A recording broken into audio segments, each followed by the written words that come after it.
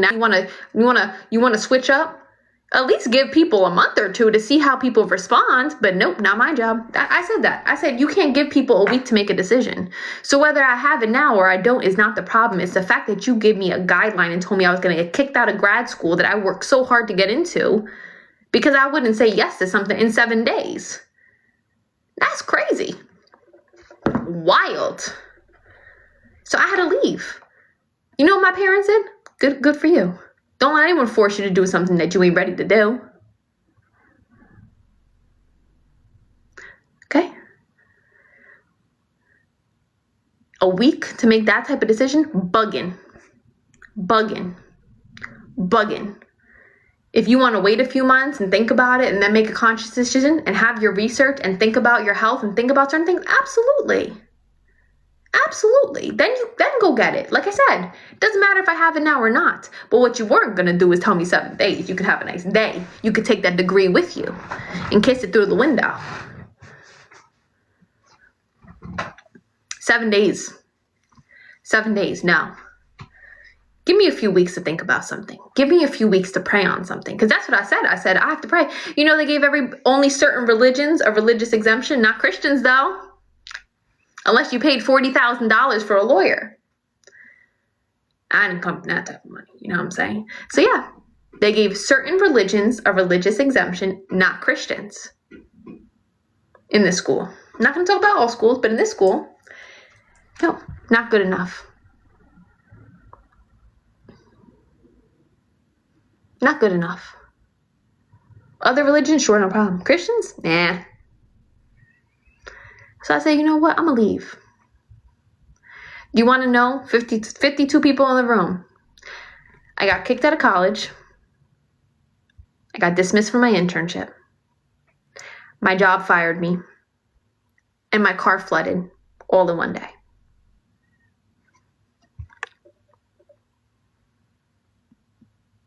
I'm going to say that again. I got kicked out of college. Dismissed. Let's say dismissed. It's kind of dismissed from college. Dismissed from my internship. Fired from my job. And my car flooded in one day. I laughed. What the Job going on here?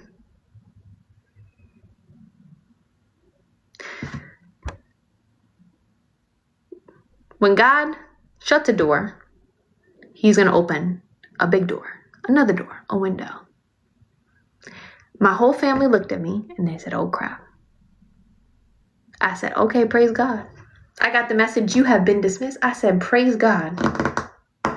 Then I got my internship, you have been dismissed. Praise God. Got my call, if you don't get 1, 2, 3, you gotta go. I said, praise God. Watch my car. It was like this. Like this. And I said, thank God I have insurance. My brother looked at me. He said, we ain't got no flood insurance. This city don't ever get flooded. Honey, you screwed. I said, you know what? I'm going swimming. So we went swimming. And we moved the cars in the middle of maybe like a 12, like I was swimming. Not walking in the water. I was swimming with my Timbs on. I was like, we going in with my little PJs on.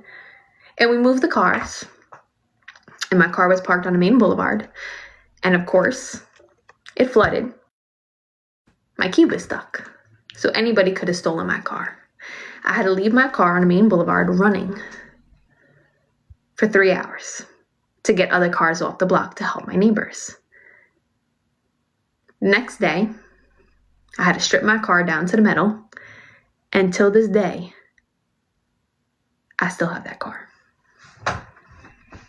Every car on the block got totaled except for my family's cars. Because we moved. We moved. We didn't watch. We moved. Get in the water and save your car. I just lost my job. I just got dismissed from college. I just got dismissed from my internship. Gotta move. I gotta save what God has given me. That car is running beautifully. Stripped to the metal. Put the seats of my car, the rug of my car on somebody's roof for 24 hours to dry so the mold didn't grow in my car. Thank you, John. Thank God for my family and my brothers being mechanics. We fixed 4 cars in 24 hours. My dad had a line around the block to save their cars too.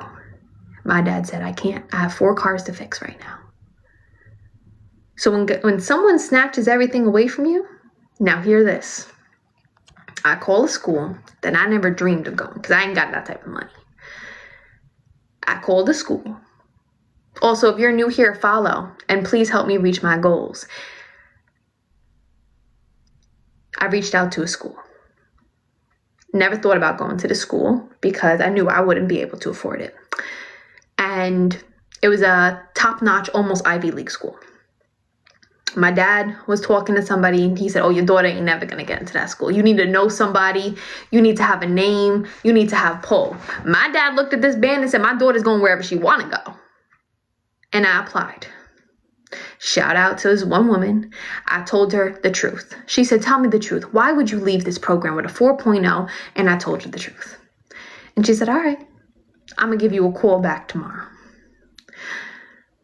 3 days actually went by. That's when my dad called me a bum, said I got to go get a job. I found a job. I told you I was making $10 an hour. And then I found another job making $19 an hour. So I was working 2 jobs, and then I took some other things going on, and I got a call. She said, I would like to offer you an acceptance to this college. And my biggest thing was, how much? So she gave me a price, and I said, okay, I'm going to figure it out, because we ain't taking out no loans out here. We're going to go figure this out. So I came back with a number, and I sat down with my family, and I said, okay. She called me back. She said, I made a mistake. I was like, okay, Lord. She said, that's for the 2-year program, but you already finished a year, so we're going to give it to you at this price. Cut it in half. I could afford it. I said, praise God, I saved all this money. Praise God, I worked 3 jobs. Praise God, I could pay this. I paid it. I got to school. My dad went back to that guy, said, psych, my daughter got in. And my family, now I had 3 degrees at this time. My family said, so can we get a shirt from this school? I said, I went to this school and this school and this school, and now you want a shirt? You know what my family said? We saved the best for last. I got a better internship with a Christ-like woman who helped me. I got into a top-notch school that I never even dreamed about going. Got wonderful connections that led me to beautiful jobs, beautiful preparation. I passed all my licensure on the first try. My car still running as gorgeous as she is today. Sometimes the world's no is God's yes. So this is just a bit of encouragement when it looks like the world is taken away from you, when everything is snatched under you for one day.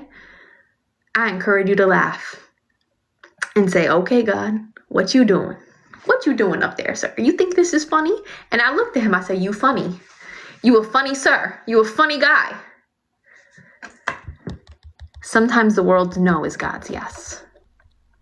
Sometimes the world's no is a God's yes. I had to laugh. My family thought, they were like, oh shoot, I can't believe this happened to Sam. Every job called me back. The school called me back.